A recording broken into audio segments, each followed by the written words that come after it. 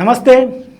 కేంద్ర ఎన్నికల సంఘం అత్యంత ప్రతిష్టాత్మకంగా తీసుకుని దేశవ్యాప్తంగా అన్ని రాష్ట్రాల్లో స్పెషల్ ఇంటెన్సివ్ రివిజన్ SIR సమగ్ర ప్రత్యేక సవరణ కార్యక్రమాన్ని దేశవ్యాప్తంగా నిర్వహిస్తుంది. ఇప్పటికే కొన్ని రాష్ట్రాల్లో పూర్తయింది. ప్రస్తుతం తెలుగు రాష్ట్రాల్లో SIR ప్రక్రియ కొనసాగుతుంది. అసలు SIR అంటే ఏంటి? SIR వల్ల కలిగేటువంటి నష్టాలేంటి? SIRను ఎందుకు రాజకీయ పార్టీలు వ్యతిరేకిస్తున్నాయి? ముఖ్యంగా తెలంగాణలో BRS అదేవిధంగా కాంగ్రెస్ పార్టీలు ఎందుకు వ్యతిరేకిస్తున్నాయి? అదే సమయంలో ఏపీలో కూడా వైసీపీ అదేవిధంగా టీడీపీ పార్టీలు మాత్రం SIR విషయంలో అలర్ట్గా తమ నేతలను అలర్ట్ చేస్తున్నటువంటి పరిస్థితి. సో అసలు ఈ SIR ప్రక్రియలో ఏముంది, ఏం జరగబోతుంది? ముందుగా చూద్దాం. ఈ ప్రత్యేక సమగ్ర సవరణ కార్యక్రమం ఏదైతే ఉందో దాంట్లో డూప్లికేట్ ఓట్లు అదేవిధంగా బోగస్ ఓట్లు వాటితో పాటు డబుల్ అదేవిధంగా త్రిబుల్ చోట్ల ఉన్నటువంటి ఓట్లను ఏరివేసే కార్యక్రమం ఈ స్పెషల్ ఇంటెన్సివ్ రివిజన్ సంబంధించి ప్రత్యేకత.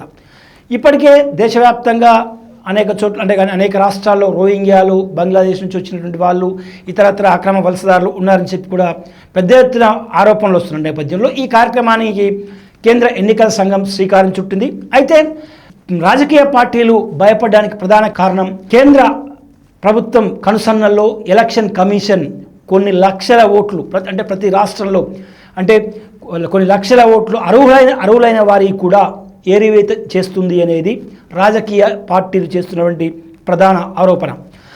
అందులో భాగంగానే పశ్చిమ బెంగాల్లో కావచ్చు, అదేవిధంగా బీహార్లో కావచ్చు, అదేవిధంగా ఇతర రాష్ట్రాల్లో కావచ్చు, ఈ రాష్ట్రాల్లో కూడా బీజేపీ అధికారంలోకి రావడానికి SIR ప్రక్రియ కారణమని కూడా చాలా ఆరోపణలు, చాలా విమర్శలు కూడా రాజకీయ పార్టీల నుంచి వస్తున్నటువంటి నేపథ్యంలో తెలుగు రాష్ట్రాల్లో ఉన్నటువంటి రాజకీయ పార్టీలు SIR పై ప్రత్యేక సమావేశాలు నిర్వహిస్తూ తమ క్యాడర్ను అలర్ట్ చేస్తున్నటువంటి పరిస్థితి.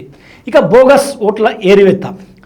బహుశా తెలంగాణ విషయానికి వస్తే పాత బస్తీలో దాదాపు 1,00,000కు పైగా బోగస్ ఓట్లు ఉన్నాయని చెప్పి ఇక్కడ ప్రతిపక్ష నేతల నాయకులు అదేవిధంగా అధికార పార్టీ నాయకులు సైతం గతంలో ఆరోపణలు చేసినటువంటి సందర్భాలు ఉన్నాయి. సో ఇప్పుడు ఈ ప్రత్యేక సమగ్ర సవరణ ద్వారా ఏరివేత కార్యక్రమంలో భాగంగా ఆ ఓట్లన్నీ పోయేటువంటి అవకాశం ఉంది.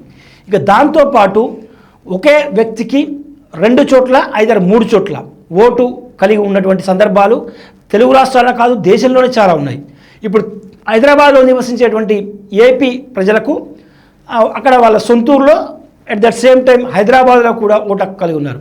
అదేవిధంగా తెలంగాణలో నివసించేటువంటి వాళ్ళ సొంత ఊరిలో వాళ్ళు ఎక్కడైతే అంటే బ్రతకడానికి వెళ్తారో అక్కడ కూడా ఓటు హక్కు ఉన్నటువంటి సందర్భాలు ఉన్నాయి. సో ఇప్పుడు ఈ SIR ప్రక్రియలో కేవలం ఒకే ఒక్క చోట మాత్రమే ఓటు ఉండడానికి ఆ ఓటర్ అర్హుడు. అది ఆప్షన్ కూడా ఓటర్కే ఇస్తుంది కేంద్ర ఎన్నికల సంఘం. ఇక మూడో అంశం కనుక తీసుకుంటే కొత్తగా ఓటర్ను జాబితాలో చేర్చడం. ఈ ప్రక్రియ అంటే సహజంగా ఇది ప్రతి ఇయర్ జరుగుతూనే ఉంటుంది. ఈ SIRలో కూడా కొత్తగా ఓటర్ జాబితాలో చేర్చడం అంటే ఈ మధ్యన అది జరుగుతూ ఉంటుంది. ఇక ఈ తెలుగు రాష్ట్రాల్లో దాదాపు మరో 10-15 రోజుల్లో SIR ప్రక్రియ ముగియబోతుందని చెప్పుకోవచ్చు. అయితే SIR ప్రక్రియ అంటే దరఖాస్తుల ప్రక్రియ ప్రారంభమైన నాటి నుంచి వాటిని ఫుల్ఫిల్ చేసేటువంటి వరకు కూడా అనేక కొత్త సమస్యలు అంటే రోజుకు ఒక సమస్య తెర మీదకి వస్తుంది. కొత్త సమస్యలన్నీ పుట్టుకొస్తున్నాయి. వాటికి సమాధానం చెప్పలేనటువంటి పరిస్థితుల్లో ఎవరైతే ఆ ఎన్నికల SIR ప్రక్రియలో విధులు నిర్వహిస్తున్నారో BLOలు వాళ్ళ దగ్గర సరైన సమాధానం లేకపోవడంతో ఓటర్ చాలా కన్ఫ్యూజన్గా ఉన్నటువంటి పరిస్థితి. ఎందుకంటే ఓటు ఉంటుందా ఉండదా, ఒకవేళ ఓటు కనుక పోతే తమ నివాస ప్రాంతంలో ఉన్నటువంటి ల్యాండ్స్ కావచ్చు ఇతరత్ర కావచ్చు వాటిపై తమ హక్కు కోల్పోతామన్న భయం ప్రతి ఓటర్లోనూ వెంటాడుతున్నటువంటి పరిస్థితి ఉన్నట్టు. దరఖాస్తుదారులకు వచ్చేటువంటి డౌట్స్ను ఆ BLOలు ఎవరైతే ఉన్నారో ఎన్యూమరేషన్ ఫామ్స్ ఇచ్చేటువంటి BLOలు వాళ్ళు రెక్టిఫై చేసేటువంటి పరిస్థితిలో లేకపోవడం అంటే వాళ్ళకు శిక్షణ ఇవ్వకపోవడం కావచ్చు ఇతరత్ర కావచ్చు. వాళ్ళు వాళ్ళు రెక్టిఫై చేసినటువంటి కాకపోవచ్చు, లేదంటే ఆన్సర్ ఇవ్వకపోవడం వల్ల చాలా సమస్యలు రేజ్ అవుతున్నటువంటి పరిస్థితి. ముఖ్యంగా ఈ ఎస్ఐఆర్ ప్రక్రియలో 2002 సంబంధించి ఓటు వివరాలు అడుగుతున్నారు. సో 2002లో ఓటు హక్కు లేకపోతే పరిస్థితి ఏంటి, ఒకవేళ 2002లో ఓటు హక్కు రాని వాళ్ళ పరిస్థితి ఏంటి, దానికి బిఎల్ఓల దగ్గర క్లారిటీ లేకుండా పోయింది. అయితే 2002లో ఓటు హక్కు లేకపోయినప్పటికీ గడిచిన ఎన్నికల్లో ఎవరైతే ఓటు వేశారో వాళ్ళ ఓటు ఒక చోట ఖచ్చితంగా ఉంటుంది. ఎవరు ఆందోళన చెందవద్దని చెప్పి కూడా కేంద్ర ఎన్నికల సంఘం ఇప్పటికే స్పష్టమైన ఆదేశాలు ఇచ్చినప్పటికీ ఓటర్లలో మాత్రం తమ ఓటు హక్కు ఉంటుందా ఉండదా అనే భయం మాత్రం వారిని వెంటాడుతున్నటువంటి పరిస్థితి నెలకొంది. ఇక ముఖ్యంగా విషయానికి వస్తే ఏపీ ఓటర్లు తెలంగాణలో దాదాపు ముఖ్యంగా జిహెచ్ఎంసీ పరిధిలో ఉద్యోగాలు చేసేటువంటి వాళ్ళ పరిస్థితి అంటే వాళ్ళలో రోజుకో కొత్త సందేహాలు వస్తున్నటువంటి పరిస్థితి. ఎందుకంటే దాదాపు 10-15 ఏళ్ల నుంచి ఇక్కడ ఉంటున్నటువంటి ఏపీ చెందినటువంటి వాసులు ఎవరైతే ఉన్నారో ఇక్కడ ఉద్యోగాలు కావచ్చు, నివాసరీత్యా కావచ్చు, ఇక్కడ స్థిరపడ్డ వారు ఎవరైతే ఉన్నారో వాళ్ళు ఆటోమేటిక్గా ఇక్కడ ఓటు హక్కు కలిగి ఉన్నారు. అట్ ద సేమ్ టైం వాళ్ళ సొంత గ్రామంలో కూడా వాళ్ళు ఓటు హక్కు కలిగి ఉంటారు. సో ఈ నేపథ్యంలో వాళ్ళు ఎక్కడ ఓటు హక్కు ఉంటుంది, ఎక్కడ ఓటు హక్కు పోతుంది అన్న ఆందోళన వారిని వెంటాడుతుంది. సో ఈ విషయంలో కూడా కేంద్ర ఎన్నికల సంఘం చాలా స్పష్టమైన క్లారిటీ ఇచ్చినటువంటి నేపథ్యం చూసుకోవచ్చు.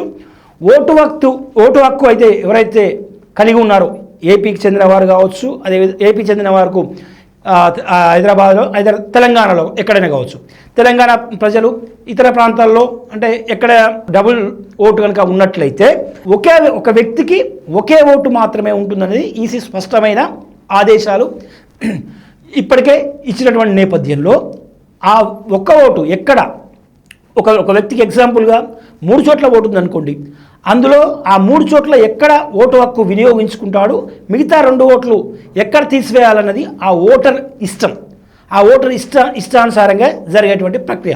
సో ఇందులో ఏపీకి చెందినటువంటి మెజారిటీ ప్రజలు జిహెచ్ఎంసీ పరిధిలో కావచ్చు, తెలంగాణ ప్రాంతంలో కావచ్చు, మెజారిటీ ప్రజలు ఇక్కడ నివసిస్తున్నటువంటి పరిస్థితి. సో వాళ్ళలో ఎటువంటి ఆందోళన అవసరం లేదు. వాళ్ళు ఐదర్ ఇక్కడైనా సరే లేదంటే వాళ్ళ నివాస ప్రాంతమైనటువంటి ఏపీలోనైనా సరే రెండిట్లో ఎక్కడో చోట ఓటు హక్కు కలిగి ఉండడానికి వాళ్ళ అర్హులు, వాళ్ళు ఏదో ఒక చోట ఎంచుకోవచ్చు అని కూడా చాలా స్పష్టంగా ఈసీ ఆదేశాలు ఇచ్చినటువంటి నేపథ్యంలో ఈ సరికొత్త వాదన తెరపైకి వచ్చింది. సో ఒకవేళ ఏపీలో ఓటు ఉండాలంటే ఖచ్చితంగా ఇక్కడ హైదరాబాద్లో ఉన్నటువంటి ఓటును ఖచ్చితంగా రద్దు చేసుకోవాల్సిందే. ఎందుకంటే దాదాపు నివాస ప్రాంతంలోనే ఎక్కువగా ఓటు ఉండడానికి ప్రతి ఓటర్ కావచ్చు, ప్రతి పౌరుడు కావచ్చు అంటే అక్కడ ఉండడానికే ఇష్టపడతాడు. ఎందుకంటే అక్కడ తనకు ల్యాండ్స్ కావచ్చు, తన ఇల్లు కావచ్చు, ఇతరత్ర ఆయనకు ఉన్నటువంటి ఆస్తులు కావచ్చు, ఇవన్నీ కూడా తన నివాస ప్రాంతంలో ఉంటాయి. కాబట్టి ఇక్కడ ఓటు హక్కు కనుక ఉంటే అక్కడ నాన్ లోకల్ అయ్యేటువంటి ప్రమాదం ఉంటుంది. కాబట్టి ఖచ్చితంగా నివాస ప్రాంతంలోనే ఉండడానికి చాలామంది ఇష్టపడతారు. సో దీనికి తోడు ఒకవేళ ఎగ్జాంపుల్గా ఏపీలో ఉన్నటువంటి ఎవరైతే పౌరులు ఉన్నారో అక్కడి ఓటర్లు ఇక్కడ ఓటు హక్కు కలిగి ఉండి ఇక్కడ ఉద్యోగాలు చేస్తూ దాదాపు 15-20 సంవత్సరాలు లేదా 30 సంవత్సరాల నుంచి ఇక్కడ నివాసం ఉంటున్నటువంటి వాళ్ళు, ఇక్కడ ఇల్లు అదేవిధంగా ఆస్తులు కొనుక్కొని నివాసం ఉంటున్నటువంటి వాళ్ళు ఎవరైతే ఉన్నారో వాళ్ళకు సరికొత్త డౌట్ వస్తుంది. ఎందుకంటే ఒకవేళ హైదరాబాద్లో ఓటు హక్కు కనుక కలిగి ఉంటే హైదరాబాద్లో ఓటు హక్కుకు ప్రియారిటీ ఇస్తే అక్కడ తమ నివాస ప్రాంతంలో ఉన్నటువంటి ప్రాంతంలో ఉన్నటువంటి వాళ్ళ ల్యాండ్స్ కావచ్చు, వాళ్ళ ఆస్తులు కావచ్చు, వాటికి ఏమైనా ఇబ్బంది కలుగుతుందా? అదేవిధంగా సంక్షేమ పథకాలు, ప్రభుత్వం నుంచి వచ్చేటువంటి సంక్షేమ పథకాలు ఆగిపోతాయానన్న ఆందోళన వాళ్ళలో మొదలైంది. అయితే ఎలక్షన్ కమిషన్ మాత్రం 2 చోట్ల ఉన్న చోట ఓటర్కు ఇష్టమైనటువంటి చోట మాత్రమే ఖచ్చితంగా ఓటు హక్కు కలిగి ఉండేందుకు అర్హులు అని కూడా చాలా స్పష్టమైన ఆదేశాలు ఇచ్చినటువంటి నేపథ్యం కనిపిస్తుంది. ఇక ఇక్కడ నుంచి తెలంగాణ నుంచి ఇతర ప్రాంతాలు ఉన్నవారు కావచ్చు, ఏపీ నుంచి హైదరాబాద్తో పాటు ఇతర ప్రాంతాలు ఉన్నవారు కావచ్చు, ఇవన్నీ పక్కన పెడితే ఇక విదేశాల్లో ఉన్నటువంటి వాళ్ళ పరిస్థితి ఏంటి? విదేశాల్లో చదువు కోసమో లేదంటే పార్ట్ టైం జాబుల కోసము ఇతరత్ర వాటి కోసం వెళ్ళినటువంటి వాళ్ళు చాలామంది ఉన్నటువంటి సందర్భాలు కనిపిస్తున్నాయి. అబ్రాడ్కి వెళ్ళినటువంటి వాళ్ళు ఇక్కడ ఓటు హక్కు కలిగి ఉంటారు. వాళ్ళు అక్కడ శాశ్వత నివాసి అయి ఉండరు. ఎందుకంటే అక్కడ శాశ్వత నివాసికి భారతదేశంలో ఓటు హక్కు అనేది ఉండడం సాధ్యం కాదు. సో టెంపరీగా వెళ్ళినటువంటి వాళ్ళు ఎవరైతే ఉన్నారో వాళ్ళు విదేశాల నుంచి వచ్చి ఈ ఎస్ఐటి ప్రక్రియలో పాల్గొనాలా అనే అంశంపై కూడా చాలామందికి అనుమానాలు ఉన్నాయి. సో వాటిని కూడా ఎన్నికల కమిషన్ ఆ అనుమానాలకు నివృత్తి చేసింది. ముఖ్యంగా విదేశాల్లో కానీ ఇంట్లో కానీ ఆ వ్యక్తులు లేనప్పుడు ఆ ఇంటి పెద్ద ఎవరైతే ఉన్నారో ఆ ఇంటి పెద్ద బిఎల్ఓలు ఇచ్చేటువంటి ఎన్యూమరేషన్ ఫారంలు తీసుకొని ఆయన నింపి అదేవిధంగా ఆయన సంతకం చేసి ఇస్తే విదేశాల్లో ఉన్నా కానీ లేదంటే ఇతర ప్రాంతాల్లో ఉన్నా కానీ వాళ్ళ ఓటు హక్కు ఉంటుంది, వాళ్ళ ఓటు హక్కు చెల్లుతుంది అని ఎలక్షన్ కమిషన్ స్పష్టమైన ఆదేశాలు ఇచ్చింది. అయితే ఇదే సమయంలో డబుల్ ఓట్లు ఉన్న సమయంలో కూడా ఏదో ఒక ఓటు ఎంచుకోవాలని కూడా ఈసీ స్పష్టమైన ఆదేశాలు ఇస్తున్నటువంటి సందర్భం చూస్తున్నాం. అయితే విధి విధానాలు ఏంటి, అసలు ఈ ఎస్ఐఆర్ ప్రక్రియలో విధి విధానాలు ఏంటి, అసలు ఈ ఫారంలు ఎవరిస్తారు, ఏ ఫారంలు ఇస్తారు, ఎలా ఫుల్ఫిల్ చేయాలి, నిరక్షరాస్యులు ఉంటారు ఏ విధంగా ఫుల్ఫిల్ చేయాలి, ఎవరు అసలు ఫారం ఇస్తారనే అన్న విషయం కూడా ఈసీ చాలా క్లియర్ కట్గా బిఎల్ఓలు విలేజ్లో ఉన్నటువంటి అంగన్వాడీలు కావచ్చు, ఆశా కార్యకర్తలు కావచ్చు, ఆశా వర్కర్లు కావచ్చు, ఇతరత్ర సిబ్బంది కావచ్చు, వీళ్ళందరినీ కూడా బిఎల్ఓలుగా ఎలక్షన్ కమిషన్ నియమించింది. వాళ్ళు ప్రతి ఇంటికి 2 ఎన్యూమరేషన్ ఫారంలు అంటారు వాటిని, 2 ఎన్యూమరేషన్ ఫారంలు తొలి దశలో ప్రతి ఇంటింటికి కూడా ఇస్తూ వెళ్తారు. ఆ 2 ఫాములను నింపి రెండవ దశలో మళ్ళీ బిఎల్ఓలు తమ ఇంటికి వచ్చినప్పుడు ఆ ఎన్యూమరేషన్ ఫామ్లో 2 ఫాములు వాళ్ళకి ఇస్తే ఒక ఫామ్ వాళ్ళ దగ్గర పెట్టుకొని రెండో ఫామ్ మనకు రసీదు రూపంలో ఉండడానికి రెండో ఫామ్ ఇస్తారు. 2 ఫారంలు దాదాపు ఒకే ఫార్మాట్లో ఉంటాయి. అంటే ఫస్ట్ ఫారంలో ఏవైతే క్వశ్చనరీ ఉంటుందో సెకండ్ ఫారంలో కూడా యాజ్ ఇట్ ఈజ్ క్వశ్చనరీ ఉంటుంది. ఫస్ట్ ఫారం వాళ్ళు తీసుకొని రెండో ఫారం మనకు ఇస్తున్నటువంటి సమయంలో వాళ్ళు మోల్ ఇవ్వడమా లేదంటే మనం ఎస్ఐఆర్ ప్రక్రియలో పాల్గొన్నట్టుగా మనం ఎక్కడైతే ఓటు ప్రియారిటీ ఇచ్చినామో 2 చోట్ల ఉన్న వాళ్ళకు ఎక్కడైతే ఓటు ప్రియారిటీ ఉంటుందో చాలా స్పష్టంగా ఆ రెండో ఫారంలో ఉంటుంది. సో దాన్ని రసీదు కింద లెక్క కట్టొచ్చును కూడా ఎలక్షన్ కమిషన్ చాలా స్పష్టంగా చెప్పినటువంటి నేపథ్యం.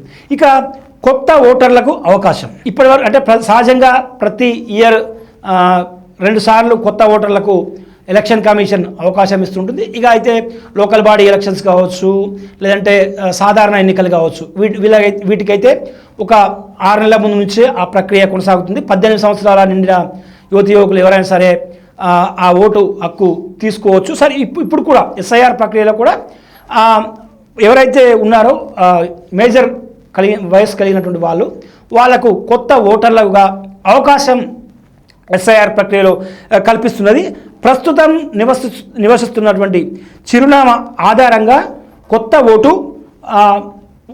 ఓటర్లకు ఇవ్వబోతున్నది. దానికి ఫామ్ 6 అనేది స్పెషల్ ఫారం ఉంటుంది. ఆ ఫారంను నింపి కొత్త ఓటర్గా ఓటు నమోదు చేసుకోవచ్చని కూడా ఈసీ స్పష్టమైన ఆదేశాలు ఇచ్చింది. ఇక ఒకవేళ ఓటర్ జాబితాలో గతంలో ఒక అడ్రస్ ఉండి ఇప్పుడు ఒక అడ్రస్లోకి చేంజ్ అయితే దానికి కూడా ఈ ఎస్ఐఆర్ ప్రక్రియలో కూడా దానికి కూడా ఒక స్పష్టమైన ఎందుకంటే దానికి సంబంధించి స్పష్టమైన ఆదేశాలు కూడా ఎలక్షన్ కమిషన్ ఇచ్చిన నేపథ్యం చూస్తున్నాం. ఎందుకంటే ఉదాహరణకు హైదరాబాద్లో నివసిస్తున్నాం, అదేవిధంగా తమ సొంత గ్రామంలో ఉంటాం, అక్కడ ఇక్కడ ఓటు ఉంటుంది. అయితే హైదరాబాద్లో ఓటు ఉండడానికి ఆ ఓటర్ ప్రియారిటీ ఇవ్వాల్సి వస్తే ఇక్కడ రెంట్కుంటున్నటువంటి వాళ్ళకు 10-15 సంవత్సరాల నుంచి ఉన్నటువంటి వాళ్లకు ఒకే చోట ఉండాలని రూల్ లేదు. సో ఒక ఎగ్జాంపుల్గా ఉప్పల్లో 5 years ఉంటే అప్పుడు ఓటర్ కార్డు వచ్చి ఉండొచ్చు, నెక్స్ట్ రామంతప్పుడు వాళ్ళు షిఫ్ట్ అయి ఉండొచ్చు. సో ఇప్పుడు ఆ ఓటర్ కార్డులో చిరునామాను ఎలా మార్చుకోవాలి, దానికి కూడా ఒక సొల్యూషన్ని ఎలక్షన్ కమిషన్ ఏర్పాటు చేసింది. ఫామ్ 8ను ఫిలప్ చేసి ఆ బిఎల్ఓలకు కనుక ఇస్తే యాజ్ టీజ్గా వచ్చేటువంటి ఎస్ఐఆర్ ప్రక్రియ ముగిసిన తర్వాత మళ్ళీ మీరు ఎక్కడికైతే ఏ అడ్రస్కి అయితే షిఫ్ట్ అయ్యారో ఆ అడ్రస్ రూపంలో కొత్త ఎపిక్ కార్డ్ అంటే ఎన్నికల సంఘం ఇచ్చేటువంటి గుర్తింపు కార్డు వస్తుంది. సో ఫామ్ 6 కొత్త ఓటర్గా నమోదు చేసుకోవడానికి ఫామ్ 6, చిరునామా మార్చుకోవడానికి ఫామ్ 8 ఈ రెండింటి ఫారంలను కూడా ఎలక్షన్ కమిషన్ కల్పించింది. మొత్తంగా చూసుకుంటే ఈ ఎన్యూమరేషన్ ఫారాలు ఇవ్వడంలో కొంత బిఎల్ఓలు తాత్సారం చేస్తున్నారు అనే ఆరోపణలు కూడా వినిపిస్తున్నాయి. ఎందుకంటే ప్రతి బిఎల్ఓ ఓటర్ ఇంటికి 3 సార్లు వెళ్ళాలన్నది ఎలక్షన్ కమిషన్ నిబంధన. ఎందుకంటే ఒకసారి బిఎల్ఓ వెళ్ళినప్పుడు ఆ ఇంటికి తాళం వేసి ఉండొచ్చు, వాళ్ళు లేకపోవచ్చు, వాళ్ళు వేరే ప్రాంతాలకు వెళ్ళి ఉండొచ్చు. సో ఆ విధంగా ఉంటుంది కాబట్టి అది బహుశా సిటీ ప్రాంతాల్లో ఎక్కువగానే ఉంటుంది, గ్రామీణ ప్రాంతాల్లో ఎవరో ఒకరు ఇంట్లో ఉంటారు కాబట్టి కొంత తక్కువగా ఉండేటువంటి అవకాశం. సో అందులో భాగంగానే 3 సార్లు బిఎల్ఓలు ఖచ్చితంగా ప్రతి ఇంటిని టచ్ చేయాలి. ప్రతి ఎన్యూమరేషన్ ఫారం కూడా ప్రతి ఓటర్కు ఇంటింటికి ఇవ్వాలన్నది ఎన్నికల సంఘం చెబుతున్నటువంటి మాట. మొత్తం మీద చూసుకుంటే ఈ ఎంటైర్ ఎపిసోడ్లో ఈ ఎస్ఐఆర్ ఏదైతుందో స్పెషల్ ఇంటెన్సివ్ రివిజన్ ఏదైతే ఉందో దీనిపై విపక్షాలు తీవ్ర స్థాయిలో బగ్గుమంటున్నాయి. ఎందుకంటే ఒక పార్టీకి అంటే సపోర్టివ్గా ఉన్నటువంటి ఓట్లను తొలగిస్తున్నారు, కావాలనే కేంద్ర ప్రభుత్వం ఈసీని గుప్పిట్లో పెట్టుకొని ఈ విధంగా చేస్తుందన్న ఆరోపణలు వినిపిస్తున్నటువంటి నేపథ్యంలో ఇప్పటికే కాంగ్రెస్, బీఆర్ఎస్, అక్కడ టీడీపీ, వైసీపీలు కూడా అలర్ట్ అయినటువంటి సందర్భం. నేరుగా ఆ పార్టీకి చెందిన కార్యకర్తలు, ఆ పార్టీకి చెందిన ద్వితీయ శ్రేణి సెకండ్ గ్రేడ్ లీడర్లు కూడా ఈ ఎస్ఐఆర్ ప్రక్రియలో పాల్గొంటూ ఎవరి ఓటు అంటే జారిపోకుండా, ఓటు వెళ్లకుండా అన్ని జాగ్రత్తలు తీసుకుంటున్నారు. ఎందుకంటే ఓటు హక్కు కనుక కోల్పోతే ప్రభుత్వం నుంచి వచ్చేటువంటి సంక్షేమ పథకాలు, రేషన్ బియ్యం కావచ్చు, పెన్షన్లు కావచ్చు, ఇతరత్ర సౌకర్యాలు కావచ్చు, ఇవన్నీ కోల్పోయేటువంటి ప్రమాదం ఉంది. కాబట్టి కొంత ఏజ్డ్ పీపుల్ 65-70 ఏళ్ళ వయసు పైబడిన వారికి ఇదంతా అర్థం కాదు. కాబట్టి సో పార్టీలు వాళ్ళ కార్యకర్తలను సన్నద్ధం చేసి వాళ్ళకు మోటివేట్ చేసి వాళ్ళ ఫామ్లను కూడా వీళ్ళే నింపే విధంగా ఈ రాజకీయ పార్టీలు చేస్తున్నటువంటి పరిస్థితి. సో ముఖ్యంగా ఇటీవల గత కొన్ని రోజులుగా ఏపీ ఓటర్లకు వస్తున్నటువంటి డౌట్లకు మాత్రం కేంద్ర ఎన్నికల సంఘం చాలా స్పష్టమైన ఆదేశాలు ఇచ్చింది. ఏపీలో ఓటు హక్కు కలిగి ఉండి తెలంగాణ ప్రాంతంలో కావచ్చు, జిహెచ్ఎంసీ పరిధిలో కావచ్చు, ఓటు హక్కు ఉంటే ఎక్కడో ఒక చోట మాత్రమే ఓటు కలిగి ఉంటారు. ఆ ఓటు హక్కును ఎంచుకునే బాధ్యత మాత్రం ఆ ఓటర్కే ఉంటుందని చాలా స్పష్టంగా చెప్పినటువంటి నేపథ్యంలో మరొక 10-15 రోజుల్లో ఈ ఎస్ఐఆర్ ప్రక్రియ తెలుగు రాష్ట్రాల్లో ముగియబోతుంది.